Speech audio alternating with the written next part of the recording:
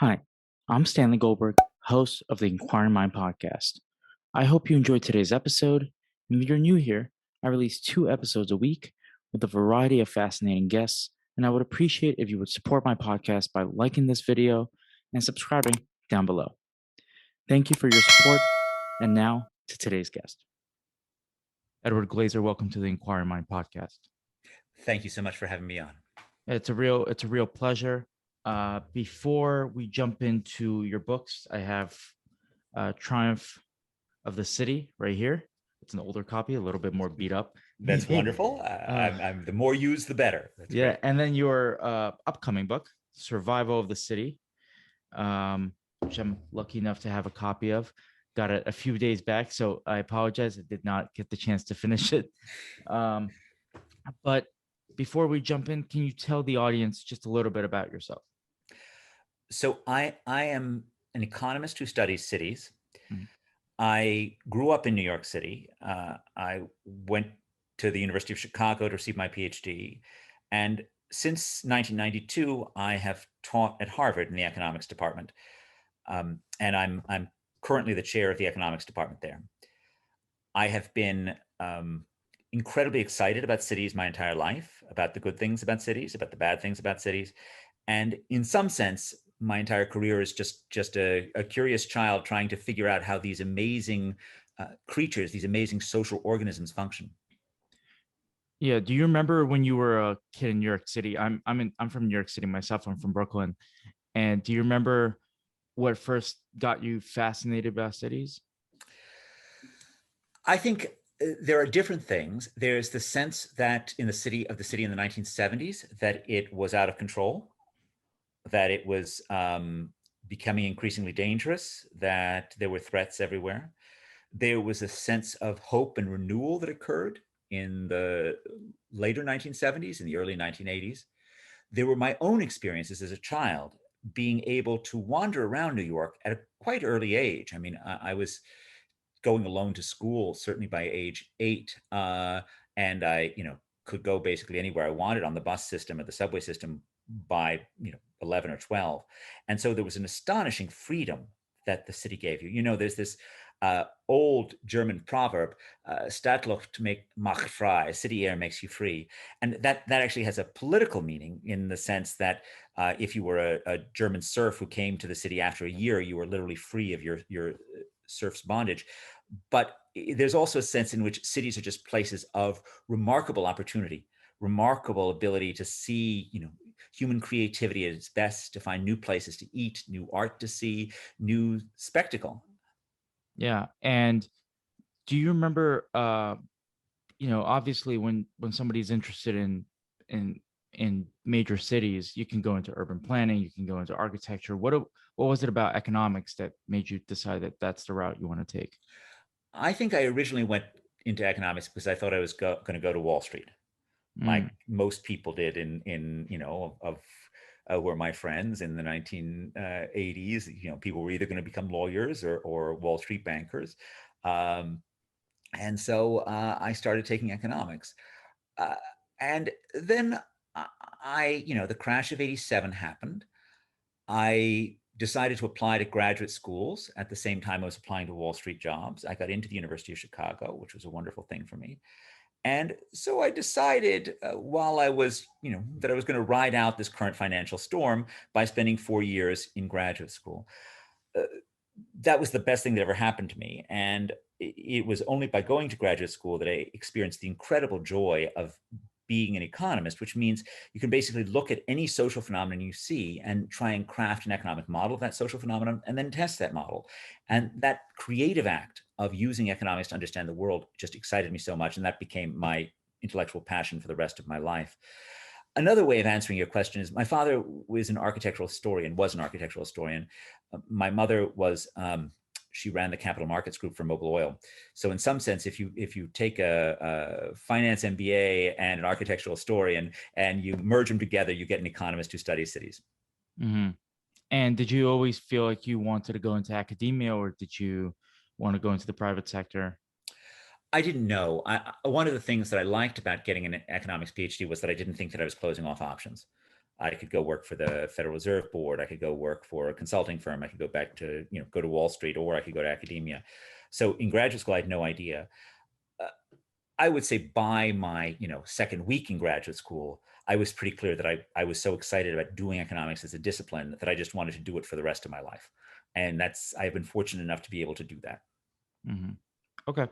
So maybe to start off on this note, I grew up, again, like I mentioned, in New York City my whole life. And what struck me about reading your books is that it seems to me that major cities, that probably includes New York City, Chicago, LA, had this jump in innovation in around the 19th century, where so many things seem to be happening rapidly, from the sewage systems to uh, architecturally, everything seemed to be changing so rapidly. And maybe this is because I, live here day to day. It seems that innovation has somehow or somewhat stagnated in the last maybe 20 years when it comes to major cities.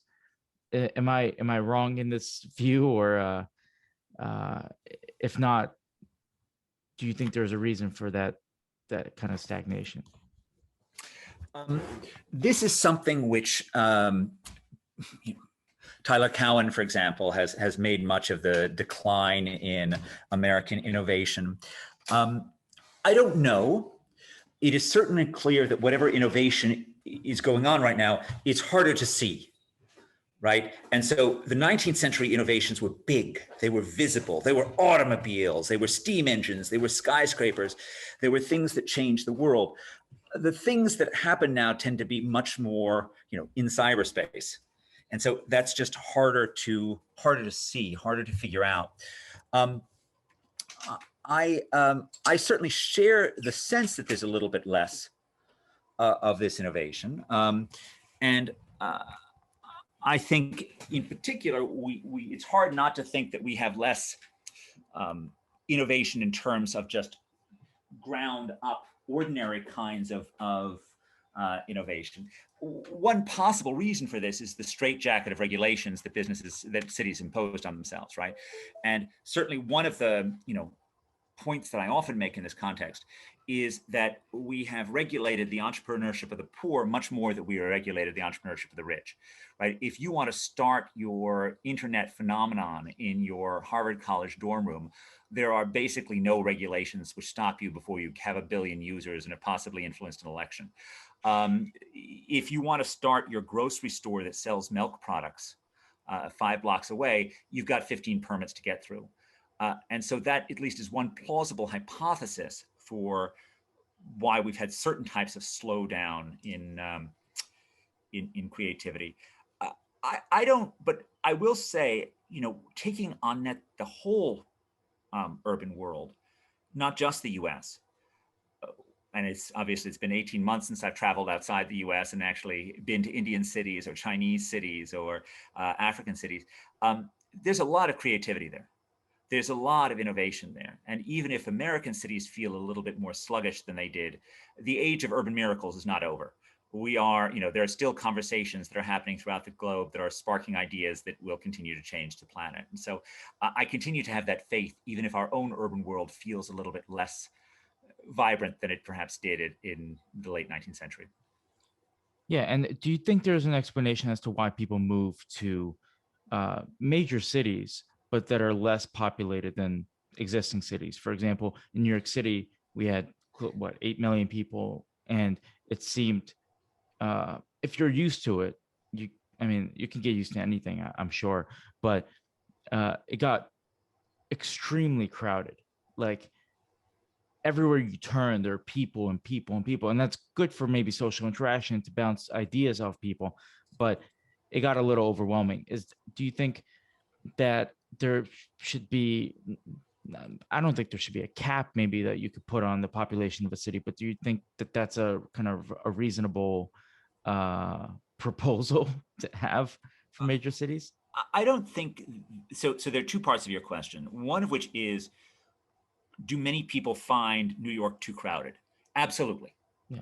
Without any question. And in fact, in some sense, one of the glories of America is that we have many different ways in which you can live.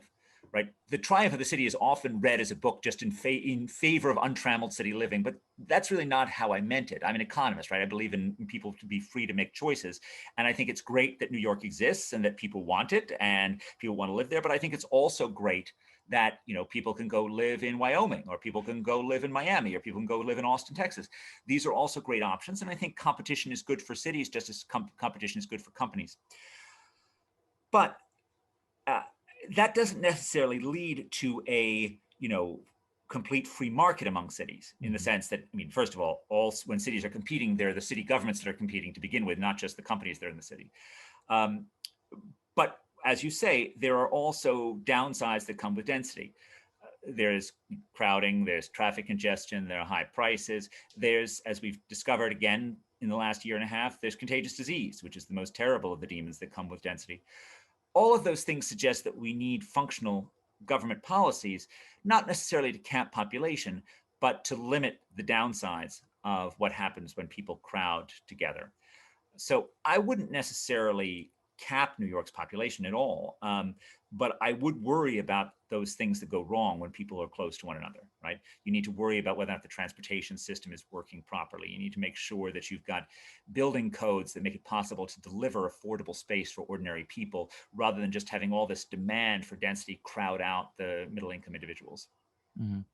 And in your book, I'm going to plural on that one.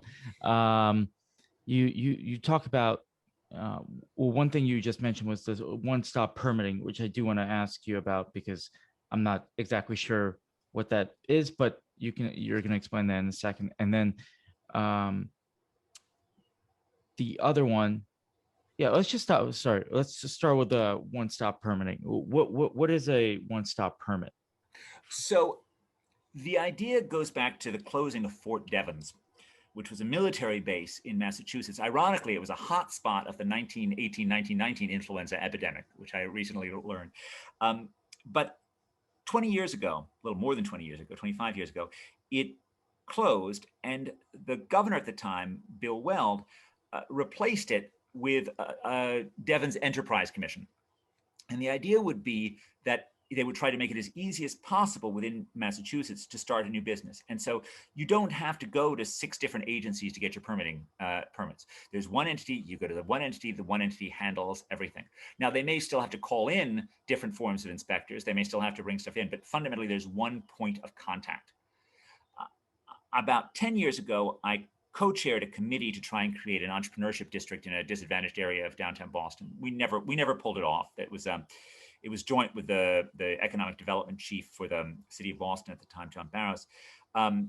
But one of the parts of the vision was, again, to have a one-stop permitting center there, so that if you were trying to start your grocery store, your bodega in a neighborhood, you wouldn't have to figure out 6 different agencies that you went to.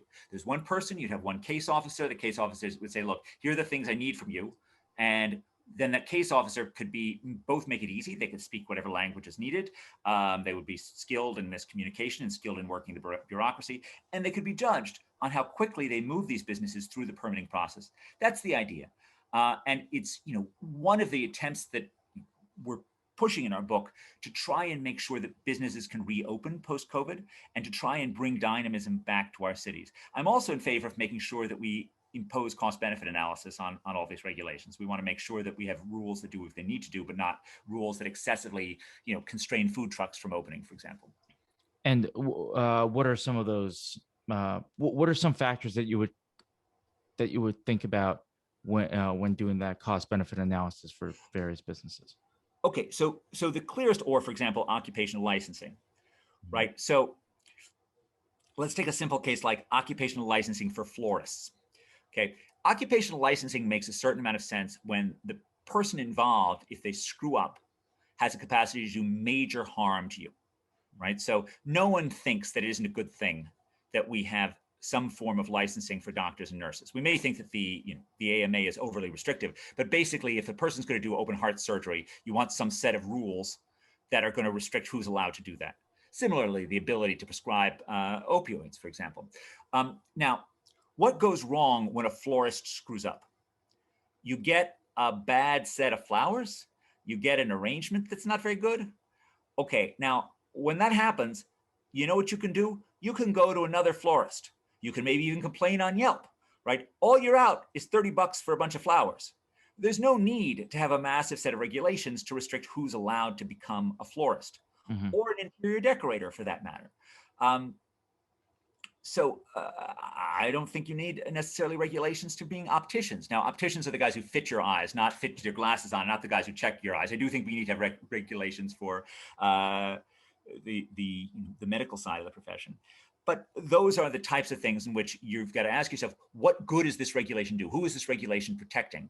And when you think about the harm that the regulation is doing, especially since these regulations are often state by state, and so when we think about the sort of closing of America's metropolitan frontier, the shutdown in mobility, the fact that poor people are no longer moving to areas where wages are higher, one plausible hypothesis for that is very much the sort of regulatory hurdles, not just to getting started yourself, but let's say I am a florist in one place and I want to move to another place, right? That may have a different set of rules. That may have a different set of regulations. And so for that reason, I think it makes sense to try and get rid of rules that aren't clearly serving some public interest. Hmm.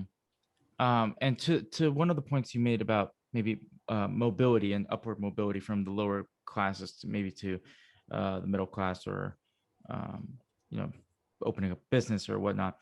That's what I've realized is during the pandemic, the people that always stay in the city are people that are poor or lower middle class. Everyone else, if they have the money, they just leave.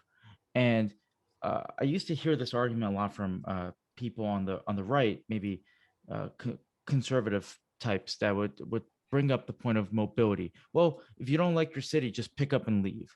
Uh, that I think that sounds good in theory, and I agree with that in principle. But I think that's extremely difficult when you're cash strapped and you don't know where to go, and you're very used to a city. So how can big cities like New York, Chicago, and the others uh, create give people hope that they can once again move up to the middle class and to I think that's, in some sense, the central question facing cities post-pandemic is how is it that they become places of upward mobility? It is amazing the extent to which people who come to cities as adults typically experience not just an increase in their wages, but an increase in wage growth. That they are reasonably good escalators for someone who comes to adults comes to the city at 25. But if we look at children who are raised in cities, the Opportunity Atlas work by my colleagues Raj Chetty, John Friedman, Nathan Hendren, and their co-authors really shows that upward mobility for kids who grew up in dense urban areas is really problematic. If you live at the city center, you're less likely to end up being rich as an adult. If you grew up in a denser part of the city, and there's a huge gap just at the border of the central city school district where opportunity jumps up when you cross over the border, and your probability of being incarcerated as an adult goes down. And of course, the way this research works is they take people who are born between 1978 and 1983, and they link them with their modern tax records. So they're able to control for the income of the parents' generation, Mhm. since they have those tax records as well. And so they're able to tell you just how much less mobility you get. And it really is a very disturbing thing about our urban spaces. And as you say, um, uh, moving out is frequently very hard for um, people who are trapped in these urban areas. So I think there has to be more investment in children. I think that's in some sense the most vital thing to happen. There's a lot to like about pre-K programs when done right. I am a little bit skittish about school reform at this point in time. So I have been, on the edges of the school reform movement for about 20 years. I was on the advisory panel for the Gates Foundation's domestic program for about 10 years. Um, and, a lot of work, a lot of great people have been invested in that effort. And I think our success has been quite moderate at best, quite modest at best. So I think it's time to renew our efforts in this, but to recognize these are existing institutions. They're institutions with a lot of local control, and they're very hard to fix on their own. And so in the book, Survival of the City, we're pushing for something which is, in some sense, a workaround. federally funded, although there's nothing that precludes some local involvement as well. As your city, you can try it in things like vocational training programs that wrap around school. So instead of trying to change the existing school with programs like Race to the Top and No Child Left Behind, what you do is you allow every child to have access to training to be a plumber or a carpenter or a computer programmer. There's no reason why it needs to be a traditional manual skill. That's provided after school, on summers, on weekends. And the beauty of these programs is you can have them competitively sourced and you can have paid for performance. Because unlike, a liberal arts education, you know what a plumber is supposed to be able to do. And if the Mhm. program doesn't train a plumber, the company or the union or the government that actually provides the program just won't get paid. It's as simple as that. And so, the same thing is true for computer programming. So I think really we need to try creative solutions that wrap around schooling and that are nimbler than our existing educational establishment. Yeah, have there been pilot programs of the type of programs you're describing?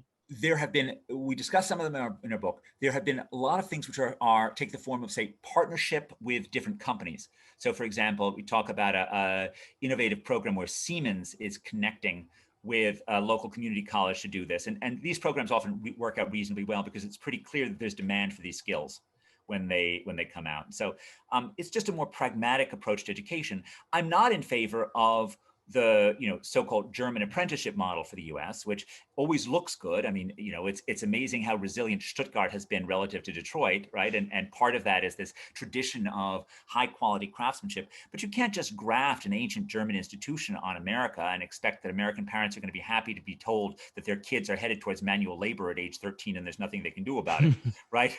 It's just not going to happen. So something that adds to the existing educational model rather than replaces it feels to me more feasible. Yeah, you just mentioned that you worked with the Gates Foundation, and you're a little skittish on the whole education reform front. What in particular are you uh, doubtful Oh, on? there are, it's sometimes blamed on the unions, and it is certainly true that negotiating with unions can be difficult. Unions' job is to protect their members, and they will protect their members, even the ones who can't teach very well. That's what they do. Yeah. But to pretend it's just the unions is a mistake. I mean, the unions are representing teachers. I think most teachers are very well-meaning, very decent people who are trying to, make kids' lives better. Part of the problem is that schools require, a managerial overhaul. And that's a really, really hard thing. And I go through the story of Michel Rhee in our book, Mhm. who was touted in the early years as the savior for Washington, D.C. schools and this champion of American education. And her tenure ends in a cheating scandal and Noyes High School, and it's sort of all very mucky. A lot of good ideas, but not really the enormously difficult job of bureaucratic control and revolution that's required in these things. And that's just a very hard thing. These are old organizations, they're complex organizations. Each one of them needs a different manager who can figure out how to change it and how to get better things out of it. And there's no sort of flip a switch at the top and it's done. There's no harnessing the tools of competition to make everything perfect, although I think charter schools have sometimes done very, very good things. But it's just very hard to change existing bureaucracies of any form. I agree, because sometimes I've flip flopped so many times on this point, because I used to be a very staunch supporter of public schools, and I'm a product of public schools. That's pretty much all I ever attended. And then these charter school things started to appear, and I got curious, and there are a lot of good books on the subject. But um, what's what's interesting to me is charter schools initially were supposed to be schools that tried out different methods of teaching, got a little creative, maybe had the computer programming class that a public school doesn't. But then I flip flop back.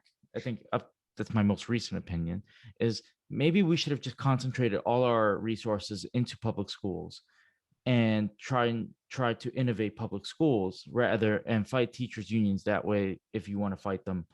um, but maybe that would have been the best solution going forward, rather than investing in all these project like Teach for America or whatnot that had good ideas, but the execution wasn't there. So Teach for America is sort of an unusual thing, right? So Teach for America is a service organization that was founded by a woman, Wendy Cobb, who was 1 year behind me in college, and that I see as sort of a thing that's sort of on a different track. So that's not charter school, potentially taking funding away. That's more just mobilizing idealistic young people to try and serve. And I think many of them serve in public schools. Most of them serve in public schools. So I think that's slightly different. I just don't know, and it's unlikely that you're going to have one size fits all in terms of the right thing to do. One of the things about growing older is you realize you understand less and less. And in some sense, I'm pushing this vocational training idea, but I want to make it clear, like I am not pushing a, $100 billion effort for America right off the bat for every place in the world to get this. I am pushing for serious experimentation with this in one or two key cities. That would be plenty for me. And let's see what it works and how to get it better. Part of the problem, of course, is that fixing schooling requires sustained attention. And America is not very good at that. Right? And we need to get better at that if we're going to fix it. It's not like there's one thing that we can do. It requires a sustained opportunity agenda to actually make changes on this. So let's push for that, but let's not expect it to happen automatically. Yeah, I agree. One of the again interesting things about your book is you and your co-author David Cutler, and I think you established this from the get-go, probably disagree on 90% of the things in maybe political ideology or whatnot. But it's interesting that you decided to write this book together. And I can almost, like when you're reading the book, I can almost hear two different voices, which is quite interesting when you read it that way. But there's a quote in your book that you start off with by a Republican mayor of New York City, LaGuardia, where he says there's no Republican or Democratic way to clean the streets. And I think that's one of the main issues facing. I'm going to speak for New York City. I'm not an expert on other cities, but New York City, and I'm not an expert on New York City. This is just my observation. But we've gotten caught up in sloganeering and just political ideology rather than pragmatism sometimes. And how can we best maybe abandon political ideology and kind of work together to fix the issues that are most pressing for the city? So this is what I experienced in my childhood, right? So in the 1960s and through the 1970s, there was a sense in which New York had no limits. And so if you were a John Lindsay, a liberal Republican mayor, you basically thought that New York could run its own welfare state, could take care of poverty on its own, and there would be no downsides of that. Of course, what happened is the city teetered on the edge of bankruptcy, and crime spiraled, and it felt as if New York was headed for the trash heap of history. In the election of '77, the city came together and elected Ed Koch instead of Bel Abzug, and that was clearly a decision to hire someone who was a city manager type mayor or a more pragmatic mayor, rather than someone who was more ideological. That has been a dominant theme in New York for much of the last 35 years, right? So until the election of Mayor de Blasio, I would say that between Koch, Giuliani, and Bloomberg, you had three people who were seen as being fairly centrist, and especially Giuliani and Bloomberg were noted much more for their managerial skill than anyone particularly, rallying to their unique political ideology. I mean, that was not what they were about. So that does happen. It happens typically when cities are scared. It happens typically when cities feel like anything could happen and they really need someone to handle their basic problems. It happens when in the famous blizzard of 1979 in Chicago, where the snowstorm lost the incumbent mayor the election and handed it over, or the Democratic primary, and handed it over to his opponent, Jane Byrne. Urbanites are in fact pragmatic, and at least typically mayors have realized that they've really got to function at this basic level and get this stuff done. This relates to our school conversation too, which is the problem with schools is not, if you want to think about economic opportunity, which is a great left-right kind of thing, right? You really want to sort of try and make things better for the poorest half of Americans, or the poorest third of Americans. There's no way of escaping the school system's role in that. And that requires a pragmatic approach to bureaucracy that just is not about just taxing the rich and giving to the poor. And if you try to just tax the rich and give to the poor at the local level, the rich just leave. So that's not an option at all that's open to cities. So I've been somewhat encouraged in the dialogue in the past couple months in New York, but I think just constantly focus the conversation on, so what exactly are you going to do? So how is that going to going to improve outcomes for the poor kid living in the South Bronx or living in Harlem? How is that going to make that person's life better? Yeah. One of the, again, interesting themes in your book, and is people have ideas, but sometimes you need, well, not sometimes, most of the time you need goals. And we've gone kind of away from the whole goal setting mentality because, as you bring up earlier in your book, the defund the police, which is probably one of the worst slogans ever. Um, but yet nobody would disagree with the fact that you need a better police force, so people don't get harassed on the street. And nobody would, left, right, center, it doesn't matter. Absolutely. Everyone would agree with that. So instead of focusing on, again, sloganeering, people need kind of a goal in mind. And when you have a goal in mind saying, oh, we want a better police force, then it's not as clear that defunding the police or giving less money to the police would actually achieve that goal. That is such a wise thing to say, Stanley. That's exactly right. That being focused on objectives is the most important way to start. What exactly are we trying to do here? With the police, we're trying to get a police force that doesn't harass its citizens, and we're trying to get a police force that keeps us safe from other citizens. We need two goals. We need to figure out how to get to those two goals. And that asking the police to do two things as opposed to just one, which is fighting crime, almost surely will require more money rather than less. Mm-hmm. But it needs to be more money coupled with something, and we propose in the book regular surveys of customer satisfaction, essentially, with the police, and essentially firing police chiefs who fail to deliver on that. So keeping police chiefs accountable, not just for crime rates, but also for customer satisfaction, essentially. That we've got to expect that of our cops. So we really do need meaningful police reform. We really are not in a good place with our policing. But that police reform will not just happen if you just say, "Oh, let's stop giving them money." That's not a sensible thing at all. Yeah, one of those examples where goal setting comes to mind is you bring up in your books the importance of building more housing, the need for more housing in major cities. I've heard that as a solution for a long time, and you frame it as beneficial for both the rich and the poor.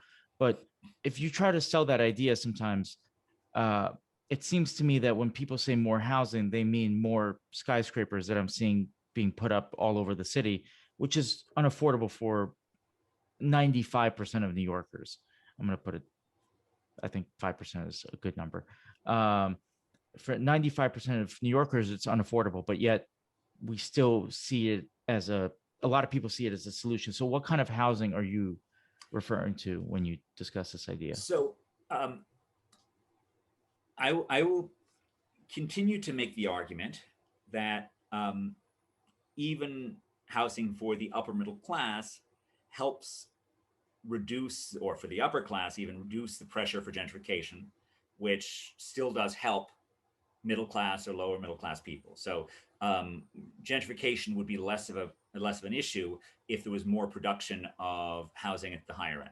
Mm-hmm. That being said, you're still completely right, and that we need to do a better job. It is very unlikely that we will ever be in a place in which we can provide lots of new housing for the poor. And so the poor will always be helped through the gentrification angle. But we need to be doing a much better job of providing things that are not, just apartments for billionaires, right? Because the only way you reduce gentrification is by producing a lot of units, right? You need a lot of families to be connected by this. If what you're doing is providing 80 one-floor apartments for 80 billionaires, that's done nothing of any real value to anything. The only good thing that the city gets out of that is the property taxes, which aren't nothing. I mean, that's a thing to get, but you're not functionally doing anything for the affordable housing crisis with this. I think we should be fast tracking. I mean, we have a lot of power in permitting, right? So we need to be fast tracking projects that actually provide a lot of units that are mid-sized, ideally in neighborhoods that are not just going to be hyper expensive. But it's always going to be hard. And it's not as if New York is going to become affordable anytime soon. When you think about when New York built in a way that kept itself affordable, so there were some years in the early 1920s when New York City permitted 100,000 units a year, right? That's an enormous amount of new building. And you can see some of those structures. A lot of them are kind of crappy, right? A lot of them are, things which we call tenements at this point in time. And it was profitable to put up tenements in those days because you could put a lot of poor people in those spaces. We need to seriously think about how we can do a better job of providing at least middle-income people with new housing. Now, I should say outside of New York, if you look at Chicago, if you look at, Austin, Texas, or Houston, or Dallas, new construction is doing a good job of providing housing for middle-income people, often directly, and indirectly through reducing the pressure to gentrify. So New York is particularly challenged, like San Francisco. And in some sense, it's been so long since it had a robust middle-class building enterprise that it's going to take a long time to get back there. And do we also have to rethink the way we house poor people in major cities as well? Because sometimes it feels to me that the housing that we see in, again, New York, that where the majority of poor people live, is it's architecturally functional, but yet it breaks down every 5-10 years. For example, NYCHA, so public housing,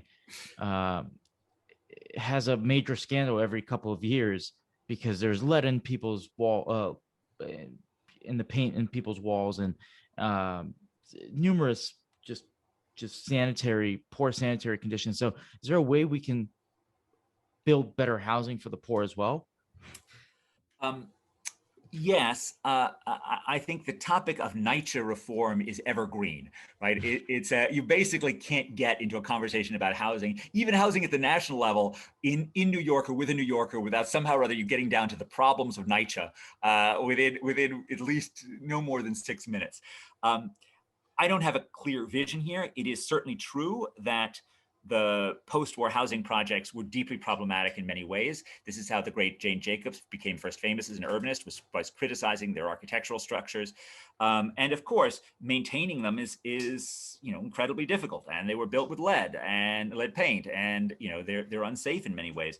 So I think it's a very difficult thing. By and large, our governments have moved out of the business of building new housing projects and into the business of providing housing vouchers, right? So that started under the Nixon administration. Section 8 housing vouchers are, I think, a relatively feasible option that enables people to find housing on the free market. My colleague Raj Chetty is working to help a few creative housing authorities figure out how to target the recipients of these vouchers towards high opportunity neighborhoods to get them to move into places where the kids typically grow up to be richer. I think that's a creative thing. It's also a thing to think about whether or not you want transportation vouchers to come along with housing vouchers. So some parts of the country, these housing vouchers, the high opportunity neighborhoods are all ones in which you need a car or you need some form of transportation. So that maybe needs to be thought about as well.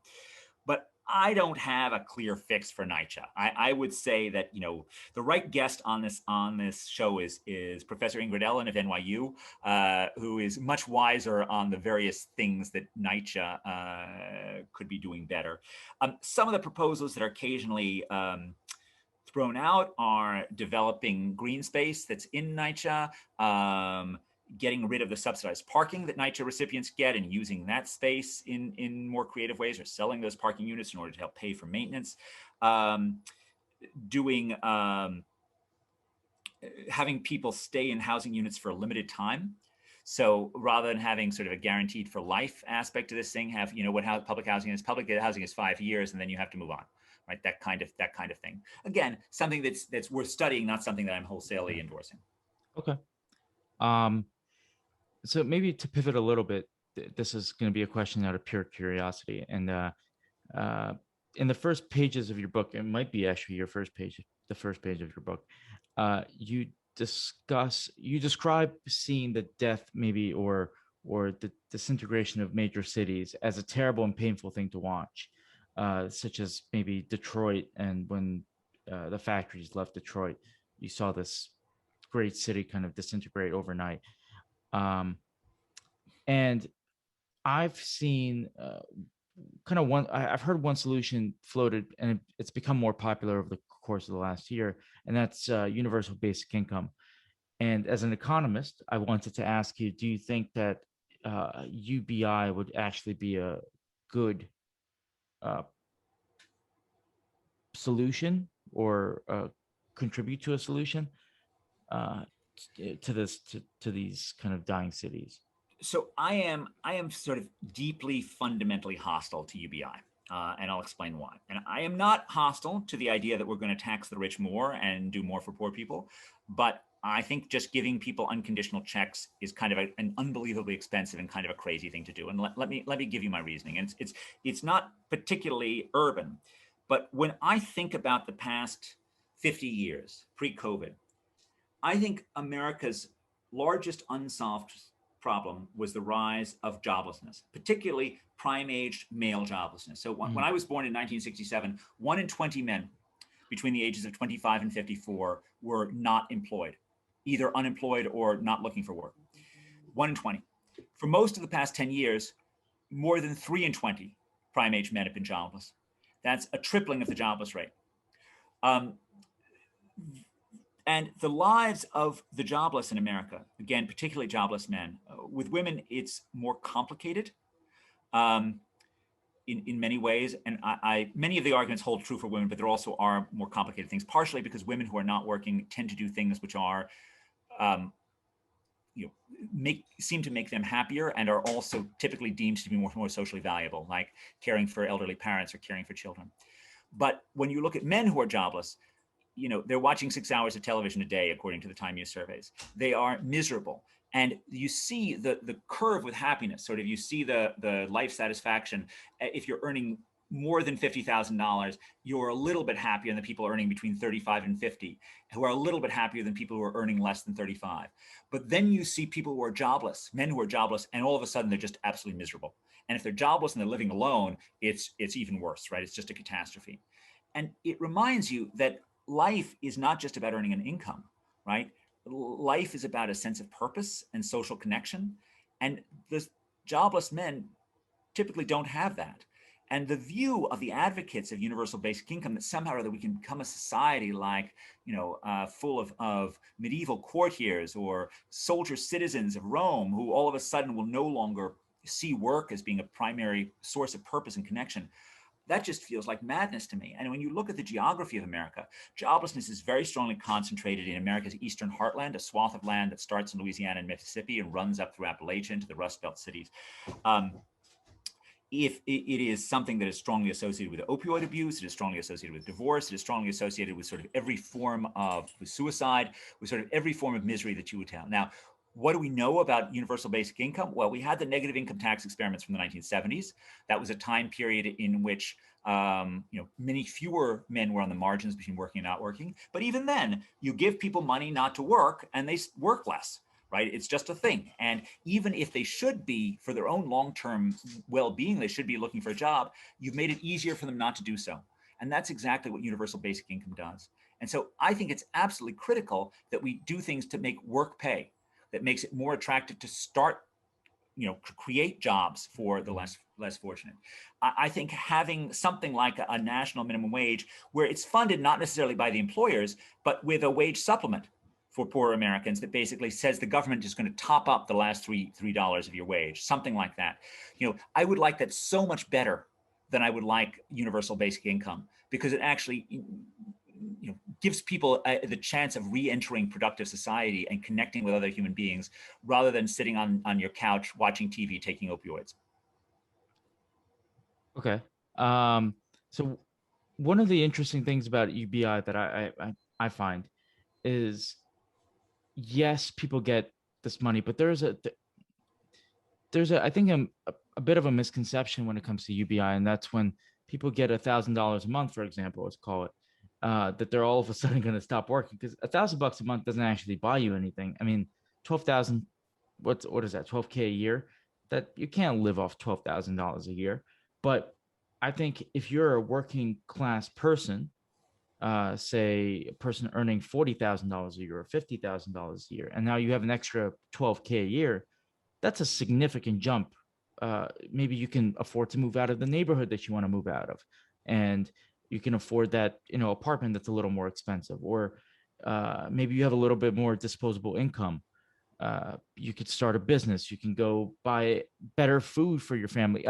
I'm just giving you maybe the other side of the UBI argument, and I think that's the enticing part of it. So there's nothing. So that family, if you allow me to do a wage subsidy of some form, I can make that family $12,000 richer in exactly the way you want, and I can do it through an employment subsidy. So if everything you want for that family, I can do with my proposed policy. The only difference is that I'm not giving that $12,000 to people who are not employed in any way. And I think it is a mistake to think that making not working more lucrative is not going to have an impact on people working or not working, right? That's exactly what we tried this with the negative income tax experiments in the 1970s. We saw that even then, that when you give people more money for not working, they work less, or they leave the labor force altogether. Mhm. And in the parts of America where 1 in 4 prime age men are jobless, there, $12,000 isn't nothing for them. That's and you are, in fact, they've probably got, maybe they're living on their parents' couches, maybe they're figuring out how to cobble together some kind of an income. You're certainly making it easier for them to get away without getting a job, to avoid getting a job. And so it's not that I don't want to be humane to them, but I want to make sure that we think about policies that get them back into the labor force, that get them out of the trap of purposelessness that's associated with not having some form of meaningful work. So, let's do all we can for the working poor, but that's a different thing than saying everyone gets $12,000 regardless what. Yeah, I agree. But maybe one last nudge. Uh, the the argument with so if you give people the alternative to, say, UBI is giving people a guaranteed job. I've heard that floated around. I'm not a big fan of that either. But You're there's right not to be a big fan of it. yeah, there are a lot of jobs that uh, people have, and they make money, and they pay their rent, they their bills, they keep a roof over their kids' head, or their family's head, and that's great. But there is that job satisfaction that you discussed earlier, that's lacking in a lot of jobs. So I think we have to be a little more creative in terms of what kind of jobs we provide for the future, and that people that have maybe a less amount of education can actually get those jobs and keep those jobs, rather than creating jobs with Facebook that only maybe 1 or 2% of people can possibly get.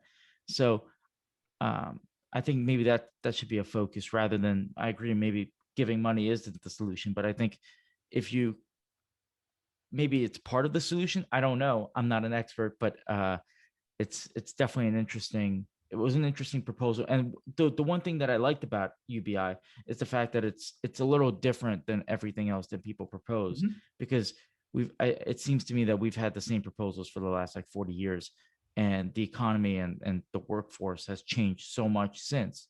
So maybe it was time to take some more kind of drastic action. I agree with that completely. Right? The system isn't working. It certainly isn't working for the poorest 50% of Americans, and we need to do something radically different. I think it takes the form of serious policies to make job creation more effective, and better investment in various forms of training, rather than UBI. But I think it's a good thing that big ideas are out there, and we want to see more of that. Yeah.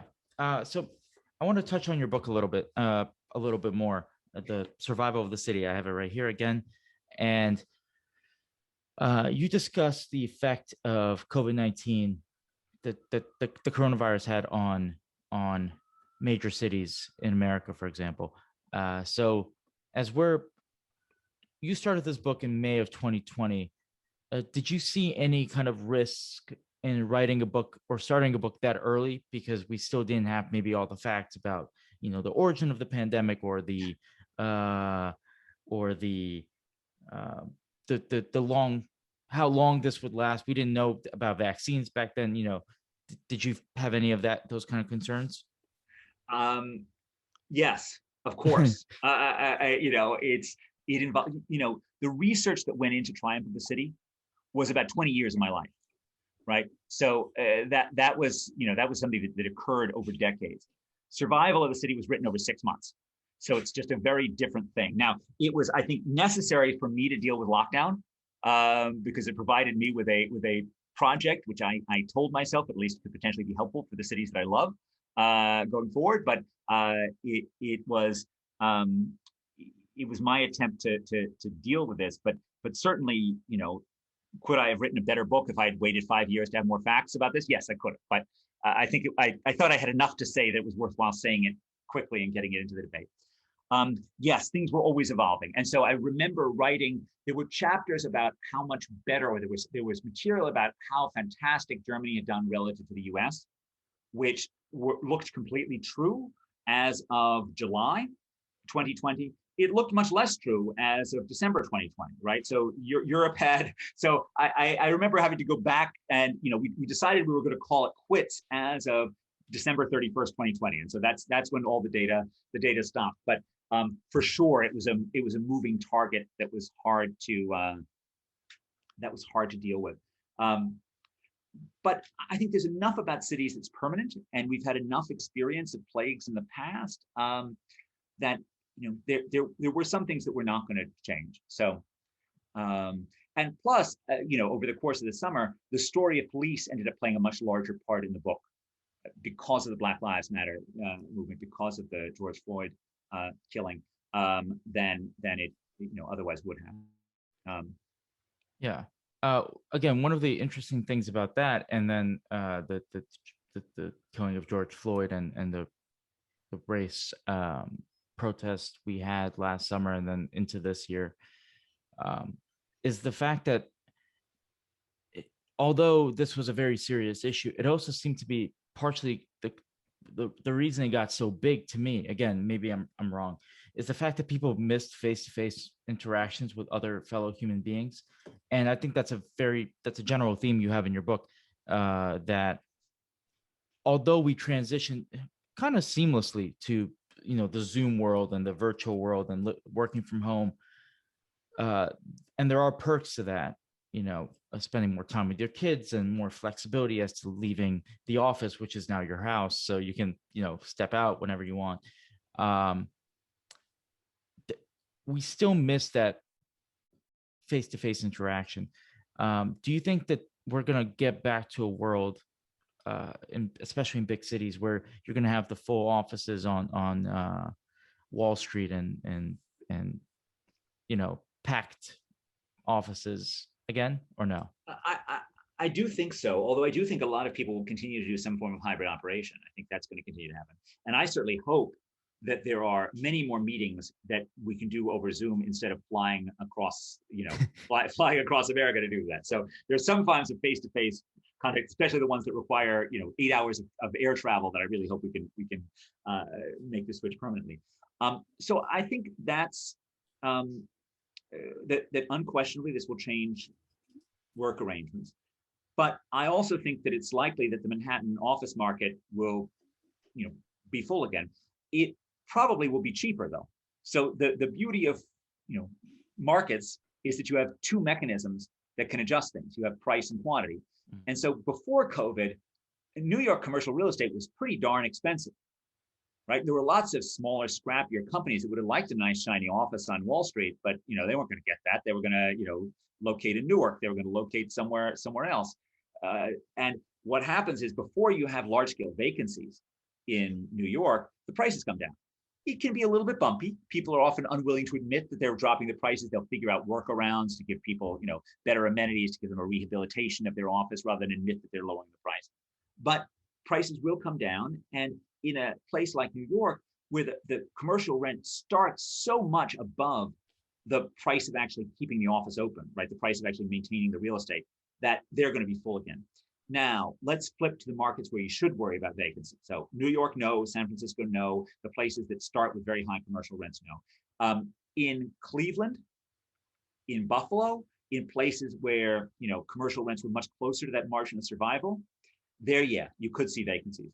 And the problem with vacancies is they spiral, because if people aren't coming downtown to work, they're not coming downtown to buy, fast food from the local vendors. They're not coming downtown to do other forms of business. And so those are the places that you need to watch. But I don't think you need to worry a lot about New York. There is one thing which is kind of interesting in New York is, Class C commercial, the low end of the commercial market. That stuff, I think there'll be continuing pressure to convert that to residential insofar as it's doable. Because while many people have seen the upsides of working from home, I think particularly younger Americans are just dying to get out in the city again. They're dying to see each other again. They're dying to connect with each other again. And that's what cities give you. And I think, people are not going to stop wanting to have apartments in New York, particularly if they were a little bit cheaper. And so I think the space will be occupied. It just may be occupied by younger people, by different people, by residents instead of businesses. What do you mean by Class C commercial? Oh, Class C is just, there's Class A is like the shiniest towers you're looking at. Class C is kind of the decrepit buildings that, maybe have some, so they're ones that are more in the margin of survival. Okay. Yeah, that's definitely an interesting point. You also mentioned that for the future to confront pandemics, it can't just be cities taking certain initiatives to confront those pandemics. It has to be a federal policy or federal initiative. Why do you believe that the federal government is the only one that can kind of really confront pandemic relief?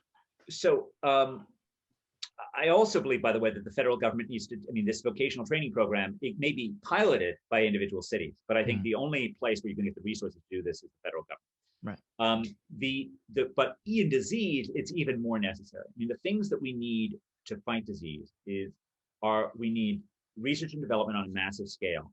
No individual city is going to be able to do that. No individual city is going to be able to, fund a massive program to develop the knowledge we need to fight the viruses of the future. We need various things which involve international relations, right? So we need to have an early warning system that tells us when there's a virus that's a threat.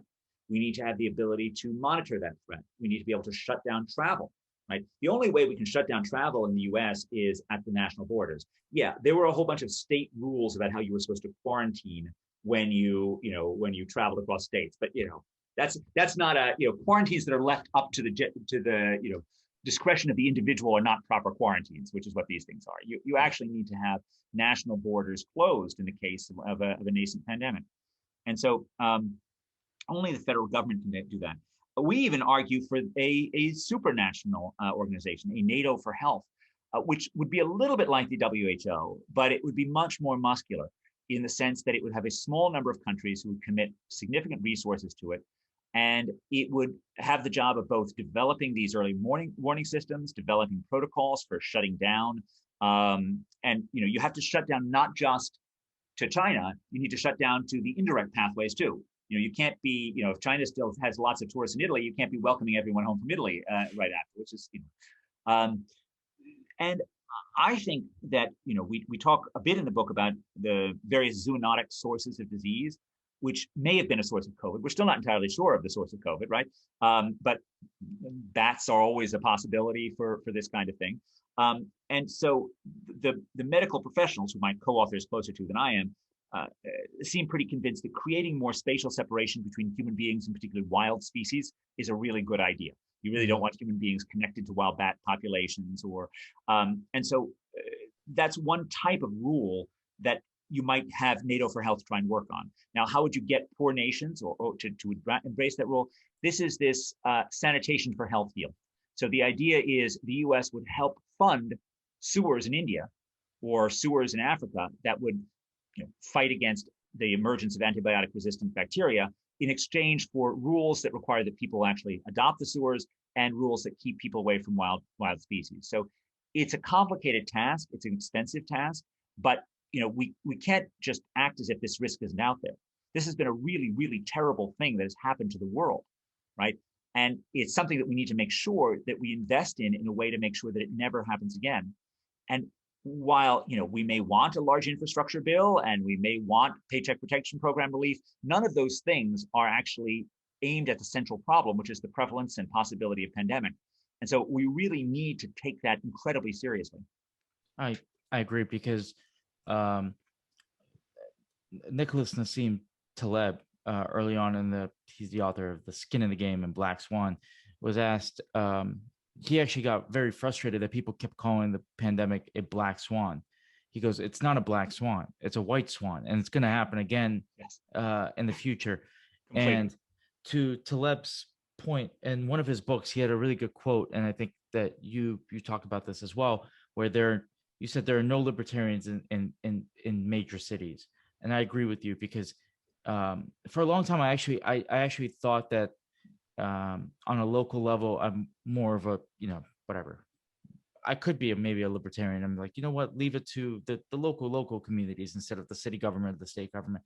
But then I really thought about this quote he had in one of his books. He said, on a federal level, he's a libertarian. On a state level, he's a Republican. On a local level, he's a Democrat, and with friends and family, he's a socialist. It's a good line. Yeah, and I thought that was a very good line that actually describes what probably 90% of people actually are. And then I actually thought about when I am on a local level, and whenever I think about the city, I'm like, you know what I would love to fix about the city? I would like to fix the trains, but it's always regarding some kind of government agency that has to fix something. And that's when I realized maybe on a local level, I am a Democrat. So how can, to that point, how can local governments maybe help usher in the next great generation for big cities? So local governments have control of schools, and we've talked a bit about that. Mm-hmm. I don't want to, one of the secrets to local government is, in fact, capacity is almost always more important than policy, meaning the ability to manage the bureaucracy, to have enough smart people under you to fix problems is much more important than saying, oh, charter schools, not charter schools, or, oh, pay for performance, not pay for performance, right? The important thing is having capable managers who are given reasonable objectives. As you said, goals are really central. So rather than saying, oh, I know how to fix New York City's public schools, I really don't know how to fix New York's public schools, but we need resources and we need capable people at the top. And even with that, it's going to be hard, but it's a bureaucratic task and a difficult one. But schools always need to be at the top of the agenda. I've already discussed my anti-regulation agenda. And again, I want to make it clear, regulations that are about public health have been very good for this world. When it comes to like cheering for the regulations that said that you needed to connect to the sewer system in the 19th century, right on. Let's make those guys do this. But many local regulations go too far. Mobility is hard. Like many economists, I'm a big fan of congestion pricing. It'll be interesting to see how this rolls out in New York, but you really want to charge drivers for the pollution and congestion that they create. You really want to get fewer private cars on the streets of New York, right? You want to, and post this fear of public transportation, which has been exacerbated by COVID, it makes things worse. And so if we do not charge people to drive around the city, particularly during prime hours, our city streets become completely unusable. And the beauty of this is that congestion pricing doesn't need to be like some policy that helps the rich. Right? There's a reason why Red Ken Livingston, the mayor of London, who was absolutely a socialist, was the great pusher of congestion pricing in London, was because he saw congestion pricing as a way of both funding public transportation and two, getting cars out of the way of buses, right? Buses are the underrated transportation mode that's out there. It's, I'm sure you did as a kid. I rode a lot of buses and they could have been better and they can be better. One way to get them better is to get the cars out of their way. Another way is by investing in electric buses, making sure buses are faster, smoother, quieter, right? Part of the problem is we underinvest in buses because they tend to be the transportation of the poor. But certainly, there's an old line that 40 years of transportation economics at Harvard can be boiled down to 4 words: bus good, train bad. And while I'm not going to say anything negative about trains, there is a lot to like about buses. Sorry, I don't know if you're done with your thought, but are there any adverse effects to congestion pricing? Well, the reason why people don't like congestion pricing is that there are poor people who drive into New York. And so that you are then asking poor people to pay for the congestion that they create. I don't know how they afford it. I think in many cases they're public employees who have figured out some way to have free parking somewhere in the city, and that's going on. And maybe some of that is necessary, but if you think that your public employee needs to have a right to park for free, then presumably you need that public employee to have a free voucher to pay for the congestion pricing, right? And that needs to be built into the public sector union negotiation. But mostly people worry about the distributional consequences of the congestion pricing, and that's the primary worry. And I think that's a mistake, because I think actually drivers tend to be richer than non-drivers, and getting resources that can be used particularly for buses would be a great thing. How about overwhelming the transit system, maybe overwhelming the trains? For example, a lot of people that drive into the city for New York City, they live in Long Island. So if they come in from Long Island, now they have to get on the LIRR or whatever. And there are a lot of people on the LIRR to begin with during rush hour. So is there a concern that it's going to overwhelm that system? I think that it's something to think about. But if you get cars off the roads, you have another substitute for the LIRR, which is buses, right? So you can you can do express buses, particularly if you've gotten more cars off the road. You can make them electric. You can always add capacity. You can always add more trains, right? I mean, there's a question as to how much headway you allow between the trains. So if there's all this new demand created for it, presumably that means new revenues for the MTA and other rail suppliers. Presumably they can boost capacity then. I mean, the subway system of New York, some parts of it can be close to capacity, but I don't think other parts of the train system are totally booked up. But certainly, cars are an incredibly wasteful use of transportation space. And so converting people from being on cars to being on buses means that you're freeing up space in the system, not eliminating it. That's interesting. To begin wrapping up the podcast, I asked two questions of all my guests, and I'm going to bundle them together and you answer them in whatever order you please. The first one is, what gives you hope for the future? And that could be as general or specific as you want. And then the second one is, what are 5 books on any topic, fiction, nonfiction, that you would recommend to people? 2 answers to what gives me hope for the future. Perhaps the truest answer on a daily basis is my students and my children. So it is the great joy of my life is being able to deal with people who are younger than I am, who are full of energy and ingenuity and creativity. And they are my daily source of hope. Now, that's just an emotional source. My intellectual source is that despite the pandemics, despite the problems of our urban world, over the past 2,500 years, humanity that has been connected with each other in cities has done just absolutely amazing, miraculous things. From Socrates and Plato bickering on an Athenian street corner, to the birth of Renaissance art in Florence, to the creations of the Industrial Revolution in Manchester and Birmingham, to the creativity of New York over the course of the past 200 years, right? Amazing things are happening, and not just for rich people, right? Cities have, by and large, proven to be pathways out of poverty for many people throughout the world, not just at the individual level, but also at the nation level, right? I know of no way in which no pathway out of poverty into prosperity that does not run through city streets. And so that track record just gives me enormous confidence, enormous hope. And I believe very strongly that, this human tendency to want to connect with each other, I mean, alone, we are puny creatures. Very few of us, and you look like a fit guy, but very few of us could take on like a bear in its natural surroundings, right? Together we do amazing things, and that's what cities make possible. And that history is just the fundamental intellectual source of my hope. Mm-hmm. Now the 5 books. The 5 books. Yes. Okay. I am not going to give my all-time favorite 5 books. I think that would be impossible. I have lived a life where books have brought me enormous amounts of joy at different points in time in my life. Books, of course, have played a particularly important role for my life during the pandemic, as I think they have for many people. And I will mention 5 that I've read, let's say in the past 5 months, that I have found particularly enlightening and fascinating. 4 works of nonfiction, 1 work of fiction that I'm rereading right now. So the 4 works of fiction are The Fate of Rome by Carl Harper, which is a book about the decline and fall of the Roman Empire.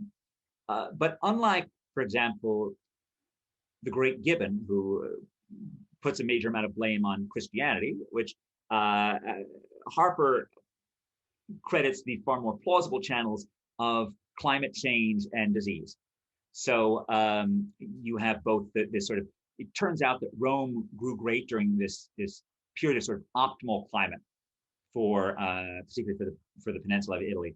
That disappeared during the period of its decline. And so you have this sort of declining agricultural productivity that's caused by climate, that's then accompanied by first the Antonine plague in the 2nd century, and then the Cyprian plague in the 3rd century. There are sort of devastating social events. Of course, the final culmination of the Roman Empire is a little bit at the end of the book, which is and this is a story that we tell in our book, is when the Emperor Justinian is poised on the edge of recapturing the Italian peninsula and bringing the Pax Romana back to the Mediterranean world. Right at that moment, the Black Death makes its first appearance on European shores in a major way. And Yersinia Pestis just devastates Constantinople and devastates the empire, really leading to, after 541, 2 centuries of occurring pandemic, and really this descent into darkness that gives us 7 centuries of the medieval world of rural poverty, warfare, and deprivation. Okay, book number 2, The German Genius, Peter Watson. An enormous undertaking, which is an overview of German creativity from, let's say, 1750. So he's capturing a lot of Kant, up through Heidegger and the German intellectuals' dance with the Nazis, and some post-war stuff as well. One of the things that's interested me is that because of 2 world wars, we have tended to underplay our own intellectual debt to Germans. Many of the first American professors, and especially economics professors, were all trained in Germany. We have sort of forgotten that a great deal of the time, and that's an interesting thing to me. But in general, the sort of path of German creativity in the 19th century is really quite remarkable, and that's what what the book tells about. Third, Karl Diceroth's Projections. Diceroth is a practicing psychiatrist and a brain scientist with a lab at Stanford, who has an amazing book which links clinical stories with the latest in brain science about autism, about food disorders, about mania, about bipolar disease. I found it completely fascinating. So both the things that, these individual stories of people, so it has a nice narrative flow, but also, what do we now know about the brain science, about, and he starts off with this fascinating story, which I won't give away, but why human beings are the only species that have tears connected with our emotions. That apparently we are unique in that. So Diceroth's Projections, I thought, was completely fascinating. The fictional book, and I owe you one more after this, but it'll come back to me. The fictional book that I've been rereading is Anthony Trollope's Phineas Finn, which is part of the so-called Palliser series. It's a political novel set in London in the age of Disraeli and Gladstone. And it tells the story of an aspiring young Irish member for Parliament and his political travails, his difficulty with loan collectors, and his romantic worries. So it's fun in this Trollope vein of sort of the Victorian world at its heyday.